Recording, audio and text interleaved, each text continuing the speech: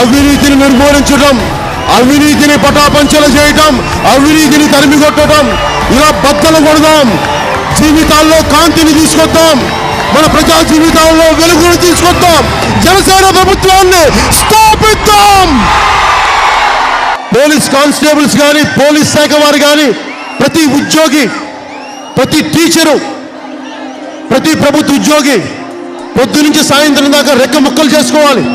ఒక 10,000 సంపాదించాలంటే పిల్లల్ని పోషించాలి. మరి ఒక్కొక్క రాజకీయ నాయకుడు ఏం చేశారు? వీడికి సంపాదన వేల కోట్లు సంపాదించుకుంటారు, మళ్ళీ ఎక్కి ఆ డబ్బులతో మన జీవితాలను చిత్రం చేస్తున్నారు, తొక్కేస్తున్నారు. నేను ఒకటే కోరుకున్నాను, ఎంతకాలం జరుగుద్ది ఈ దోపిడీ? ఎంతకాలం భరిస్తాం ఈ అవినీతిని? మారుతారేమో మారుతారేమో మారుతారేమో అని చూస్తే వీళ్ళకి మారే తత్వం లేదు, మారే బుద్ధి లేదు. వీళ్ళకి సమూలంగా ఒక వరదలాగా, ఒక తుఫాన్ లాగా ఈ అవినీతి రాజకీయ నాయకుల్ని తల్లి తగలేద్దాం, తల్లి తరిమేద్దాం. సమాజాన్ని నిర్మిద్దాం.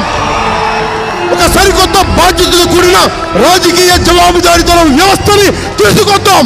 మా అమ్మ అంది, మనకెందుకు రాజకీయాలు? చిన్నపాటి కానిస్టేబుల్ కుటుంబాల నుంచి వచ్చిన వాళ్ళు మనకెందుకు నాన్న ఈ గొడవలు అంటే, ఆ మా అమ్మ కూడా చెప్పా, నీ కొడుకు బాగుండాలి, మిగతా బిడ్డలందరూ చచ్చిపోవాలమ్మా. నేను చస్తాను, మిగతా బిడ్డలు పోవాలా?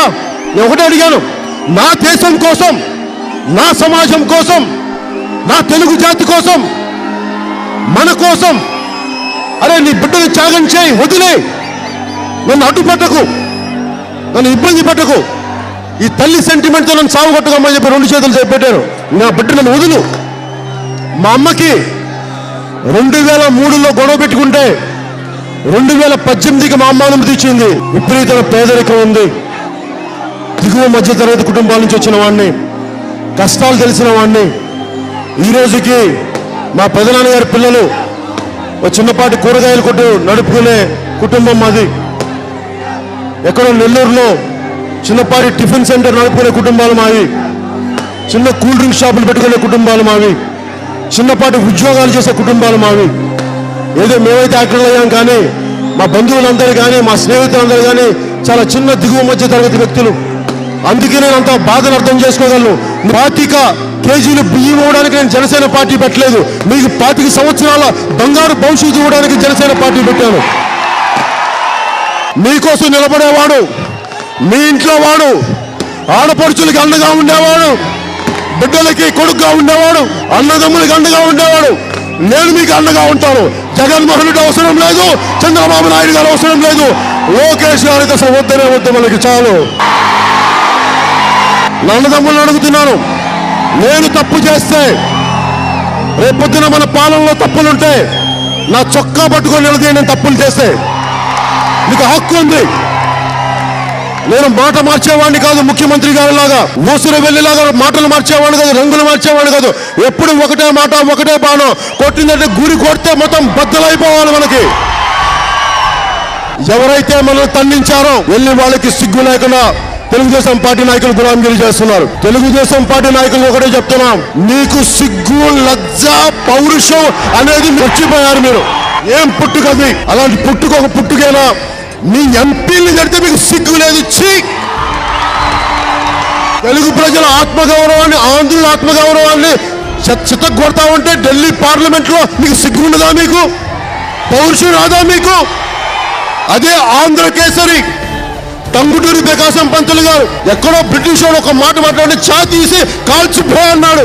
ఏం మీకు అంత సిగ్గు లేదా? మీకు ఆంధ్ర కేసరి తాలూకు పౌరుషం లేదా? టంగుటూరి ప్రకాశం పంతులు గారి వారసులు కాదా మీరు? అదే పొట్టి శ్రీరాములు గారు 56 రోజులు నిరాహార దీక్ష చేసి సంపాదించుకున్న రాష్ట్రం ఇది. అలాంటి రాష్ట్రాన్ని మీరు ఉత్తర భారత నాయకులకి, కాంగ్రెస్ నాయకులకి తాకట్టు పెడతారా మన ఆత్మగౌరవాన్ని? వాళ్ళు ఉద్యోగాలు ఇవ్వరు, స్పెషల్ కేటగిరీ స్టేటస్ ఇవ్వరు, అడ్డగోలుగా విభజిస్తారు. ఈ పౌరుషులు లేని తెలుగుదేశం పార్టీ వల్ల మన ఆత్మగౌరవాన్ని దెబ్బతింది. అందుకని తెలుగుదేశం పార్టీని సమూలంగా ఆంధ్రప్రదేశ్ నుంచి తల్లి తరవేద్దాం. మన తెలుగుదేశం పార్టీని మనకి జనసేన పార్టీ కానీ లేకుండా ఉండుంటే మీరే చెప్పండి, ఈ రోజున తెలుగుదేశం ప్రభుత్వం స్థాపించేదా? చంద్రబాబు గారు ముఖ్యమంత్రి అయ్యేవాడా? నారా లోకేష్ గారు పంచాయతీరాజ్ శాఖ మినిస్టర్ అయ్యేవాడా? మన సహకారం తీసుకొని మన సపోర్ట్ తీసుకొని ఈ రోజుకి మనల్ని తొక్కుతూ ఉన్నారు.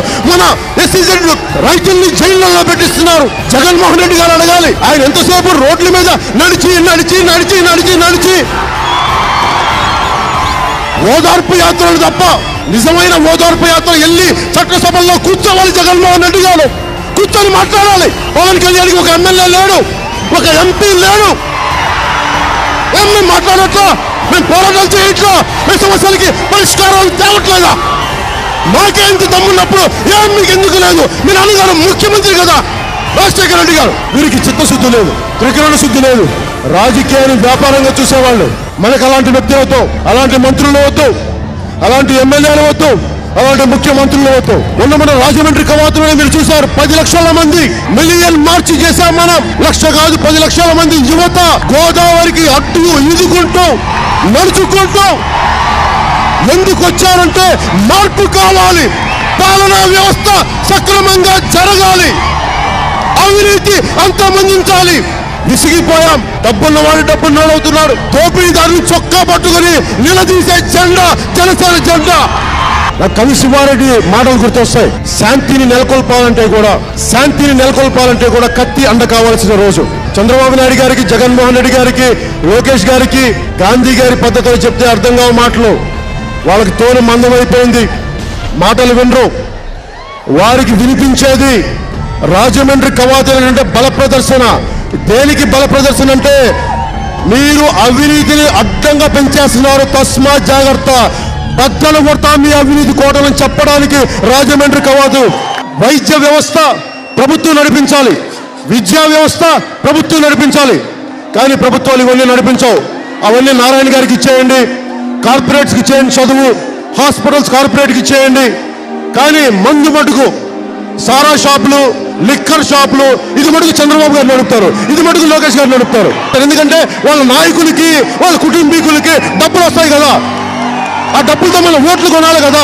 మన ఆరోగ్యాలను దెబ్బ కొట్టి మన కుటుంబాన్ని చిన్న భిన్నం చేసి మత్తు మందులో మన చేత ఓట్లు వేయించుకొని మన భవిష్యత్తుని కాలు రాసి అలాంటి మద్య షాపుల్ని, మద్య సిండికేట్లని నడపడానికి జగన్మోహన్ రెడ్డి గారు కానీ తెలుగుదేశం నాయకుల్ని నిజంగా ఇలా చేస్తా ఉంటే జనసేన పార్టీ నుంచి ఒకటే చెప్తా ఉన్నాను, నిజంగా ఆడపడుచులు కానీ బాధ్యత తీసుకుంటే అంచెల వారీగా మీ నియోజకవర్గాల పరిధిలో, మీ ఏరియాల పరిధిలో ఒక్క బ్రాంచీ షాప్ లేకుండా, ఒక్క లిక్కర్ షాప్ లేకుండా ప్రభుత్వం నడిపించే బాధ్యత నేను తీసుకుంటాను.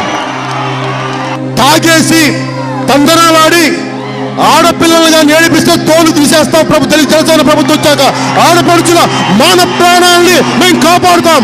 ఎవరైనా తాగితే తాగి మూల పడుకొని ఇంట్లో కూర్చోండి, రోడ్ల మీదకి వచ్చి వేషాలు వేస్తే బలంగా మేము నిలదీస్తాం. చట్టాల్లో మేము కూర్చోబెట్టి జైల్లో పెట్టిస్తాం. అలాంటి పిచ్చి పిచ్చి వేషాలు వేస్తే ఎవరన్నా ఆడపడుచులకు అండగా ఉంటాం. ఒకవైపు మసీదుల దగ్గర, మందిరాల దగ్గర, చర్చిల దగ్గర పట్టకూడని చోట బ్రాంచీ షాపులు పెడతా ఉంటే అడిగేవాడు ఒకరు లేడు. ఏం జగన్మోహన్ రెడ్డి గారు చెప్పొచ్చుగా, మీరు బైబిల్ పట్టుకొని తిరుగుతారు కదా, జీసస్ని గుండెల్లో పెట్టుకొని తిరుగుతారు కదా, ఏం బ్రాంచీ షాపుల గురించి మీరేం మాట్లాడరు? ఎందుకు మాట్లాడరు మీరు? అన్ని మతాలని, అన్ని ప్రాంతాలని, అన్ని కులాలని గౌరవంగా చూసేవాడిని, సమానంగా చూసేవాడిని.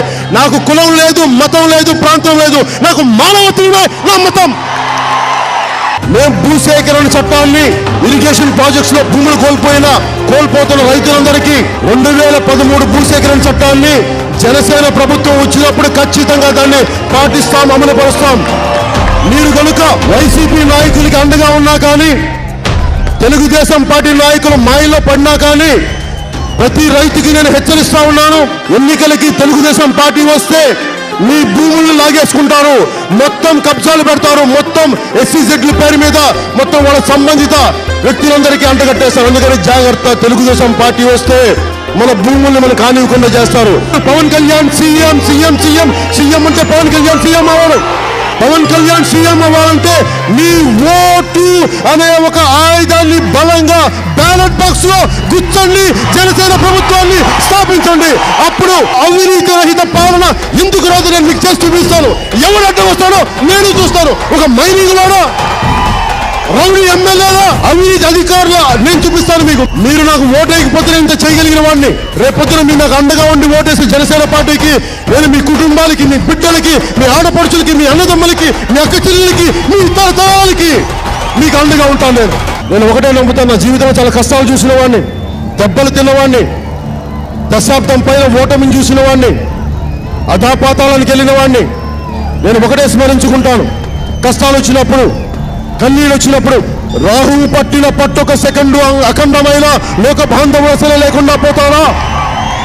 మూర్ఖుడు గడియారంలో ముళ్ళు కదలనీకుంటే ధరాగమనం అంతటితో తలకిందైపోతుందా? ధనుజు లోకమేకంగా దారి కట్టంగా నిలుచుంటే విశ్వ సృష్టి పరిణామం విచ్ఛిన్నమవుతుందా? కష్టాలు వచ్చినప్పుడు బలంగా ఉండండి, మార్పుని కోరుకోండి. ఆ మువ్వెన్నెల జెండాను చూసినప్పుడల్లా మీకు రోమాలు నిక్కబడుచుకోవాలి. ముఖ్యమంత్రి గారు భారత్ మాతాకి జై అన్రు, జగన్మోహన్ రెడ్డి గారు భారత్ మాతాకి జై అన్రు. ముఖ్యమంత్రి గారికి కానీ లోకేష్ గారికి కానీ ఒక్కసారి చెప్తా ఉన్నాను, మీరు జాతీయ జెండాని మోసే నైతిక బలం ముఖ్యమంత్రి గారికి కానీ, జగన్మోహన్ రెడ్డి గారికి కానీ, లోకేష్ గారికి కానీ మీకుందా? అంత నైతిక బలం, అంత నైతిక బలం మీకుందా? పవన్ కళ్యాణ్కు ఉంది, జనసేనకు ఉంది, జనసేన నాయకుడికి ఉంది, తెలుగుదేశం నాయకుడికి ఉందా? మీకు ఉందా?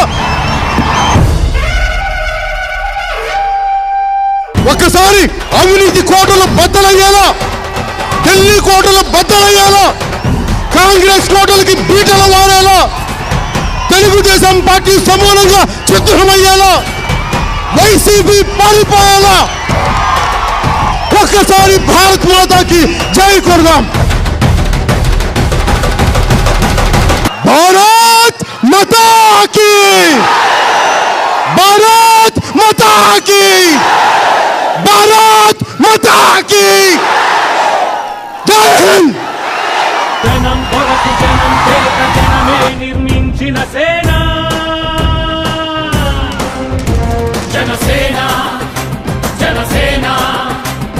జనం కొరకు జనం చేత జనమే నిర్మించిన సేన